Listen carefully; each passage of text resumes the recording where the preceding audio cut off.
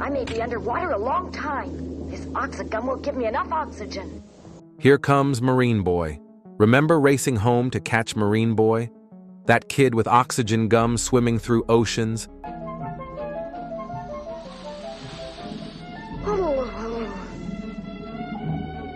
Fighting sea monsters and underwater villains with his dolphin sidekick.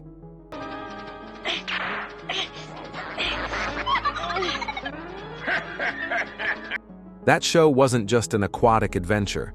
It was Japan's first color anime exported to America, smuggling environmental warnings and Cold War anxieties beneath whimsical undersea fantasies that captivated a generation. Today, we're counting down 20 jaw-dropping facts about the show that proved anime could conquer American television. If you thought you knew everything about the Ocean Patrol and Marine Boy's missions, dive deeper. Oxygen gum ready. I believe your father gets back from his secret mission today, doesn't he, Marine Boy? 20. The color animation gamble. Marine Boy was Japan's first color anime series. Produced in 1966, when color television was an expensive luxury most Japanese households didn't own.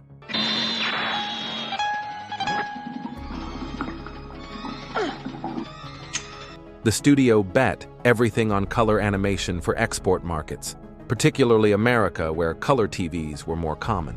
This financial gamble almost bankrupted the production company, but succeeded spectacularly when American networks bought the series, proving Japanese animation could compete internationally if produced with Western markets in mind from the start.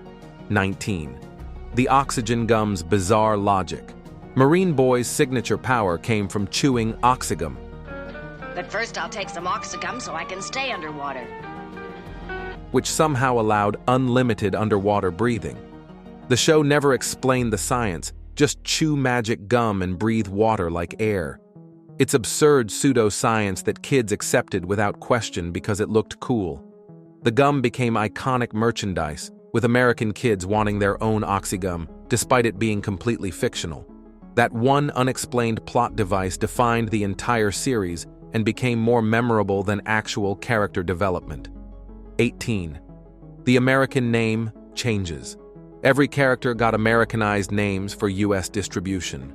Marine Boy's original name was Umi no Triton in early concepts, later becoming Ishinomori in Japanese versions. His father, Professor Fumble, was originally more dignified. White Dolphin kept her name but lost cultural context. American distributors believed kids couldn't handle Japanese names, so they westernized everything, erasing the show's cultural identity to make it more palatable for 1960s American audiences suspicious of foreign content. 17.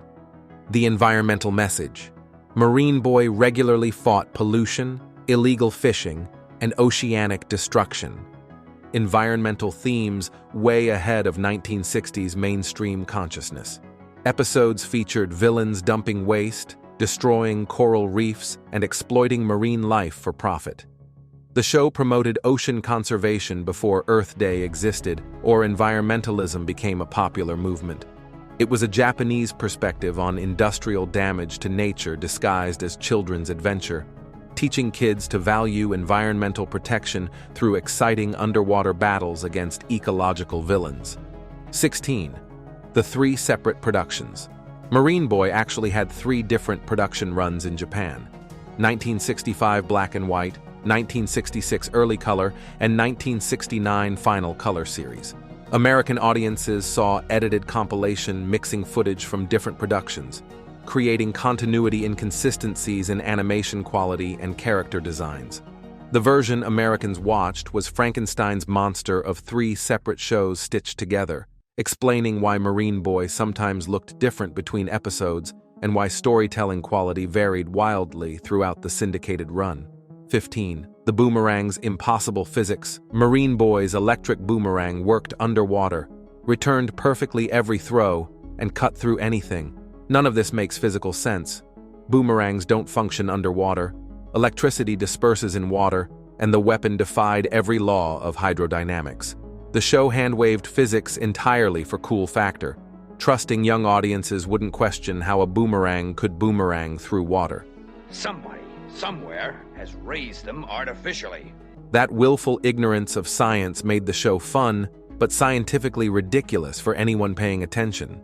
14. White Dolphin's convenient intelligence. White Dolphin understood complex human speech, followed tactical instructions, and rescued the team with perfect timing. I just found out where those poisonous starfish are coming from. As soon as you've eaten enough of that seaweed, we'll report this to Marine Boy. She was essentially human intelligence in a dolphin body without explanation. The show never addressed why one specific dolphin possessed near-human cognition while other sea creatures remained normal animals. White Dolphin existed as plot convenience. Whenever writers needed rescue or information, the super-intelligent dolphin appeared. Its lazy writing disguised as a cute animal sidekick that audiences loved anyway. 13. The Ocean Patrol's unlimited jurisdiction. Ocean Patrol apparently had authority over all international waters. P-1, this is Ocean Patrol Headquarters calling the P-1. An unidentified aircraft has crashed 10 miles north, Intervening in any country's maritime affairs without permission. They operated like underwater police with global jurisdiction that no real organization possesses. The show ignored international law, sovereignty, and diplomatic protocol, presenting Ocean Patrol as a benevolent world government that everyone accepted.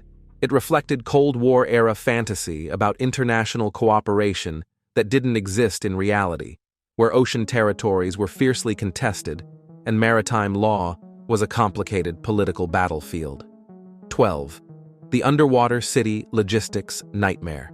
The show featured permanent underwater cities and bases without explaining oxygen supply, pressure management, or construction logistics.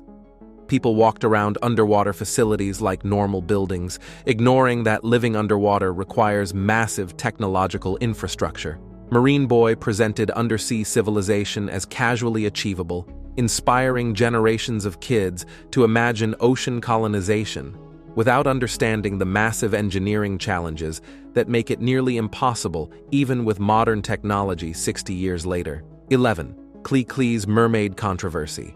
Clee-Clee the mermaid appeared as a romantic interest, raising questions about human-mermaid relationships the show never addressed. Many wild creatures know places like that.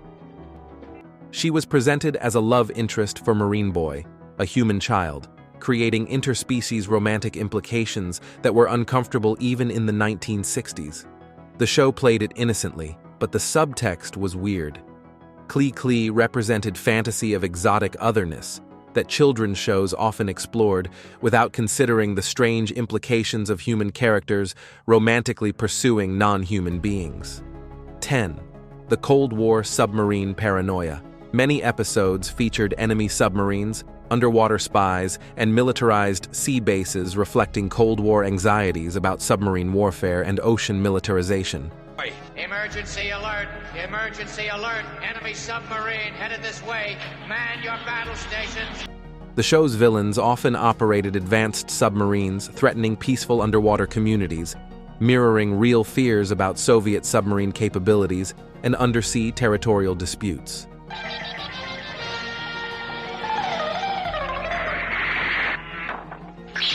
Marine Boy was Cold War propaganda disguised as adventure, teaching kids that mysterious underwater threats required constant vigilance from heroic defenders protecting civilization from hidden enemies beneath the waves. 9. Professor Fumble's dangerous inventions. Marine Boy's father created oxygum, electric boomerangs, and various devices without apparent safety testing or ethical oversight. You'd better take this supersonic gun with you. He was a mad scientist giving dangerous experimental technology to his young son for field testing in life-threatening situations.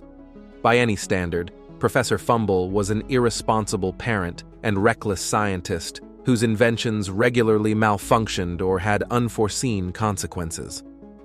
The show celebrated his genius without questioning whether giving untested technology to children was appropriate scientific or parenting practice.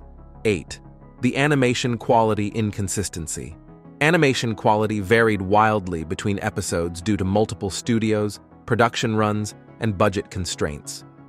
Some episodes featured fluid movement and detailed backgrounds. Others looked cheap with limited animation and recycled footage. American syndication mixed these inconsistent episodes randomly, creating jarring viewing experiences where quality jumped unpredictably.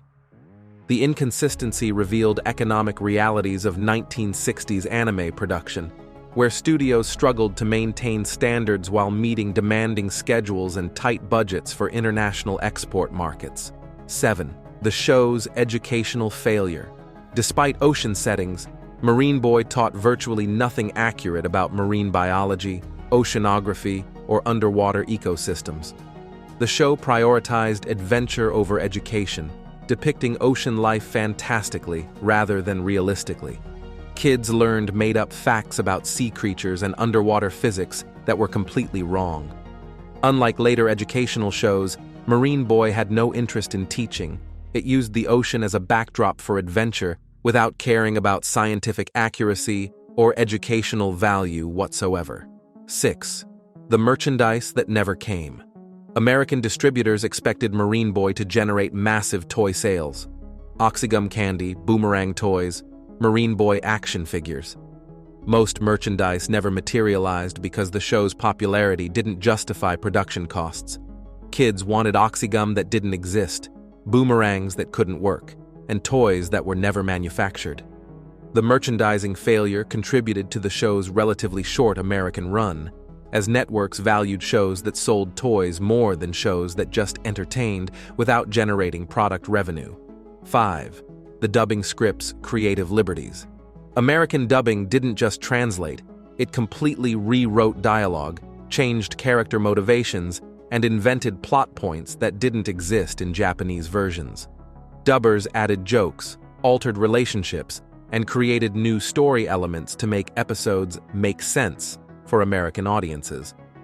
The English version was essentially a different show using the same animation, demonstrating how localization could fundamentally transform content.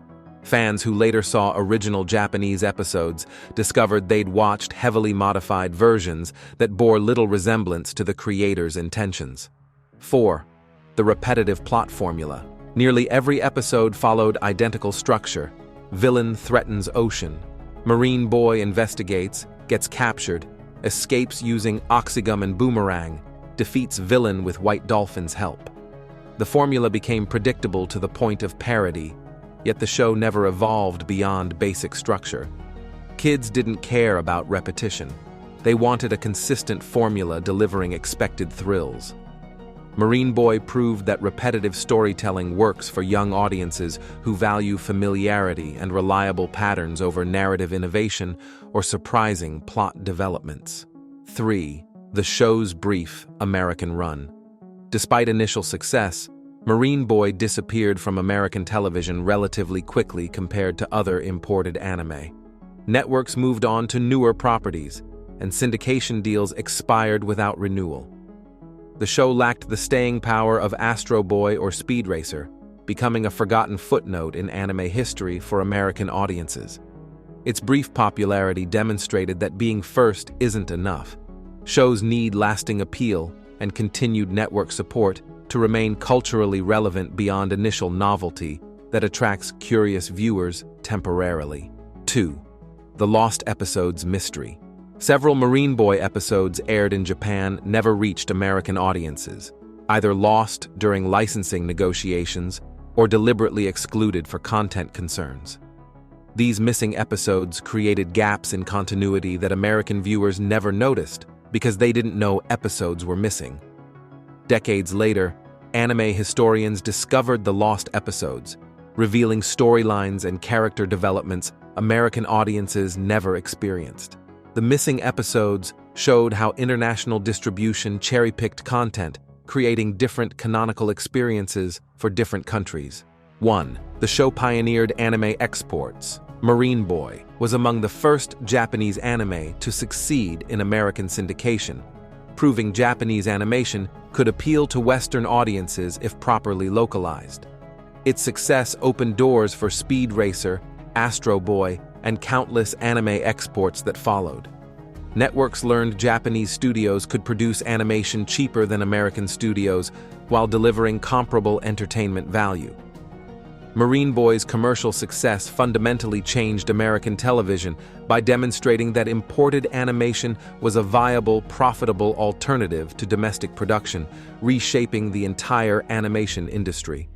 From oxygen gum physics and environmental warnings to Cold War paranoia and anime export pioneering, Marine Boy dove deeper than anyone expected, proving Japanese animation could swim in American waters successfully. It opened floodgates for anime invasion that transformed television forever. Dive complete. Surface now.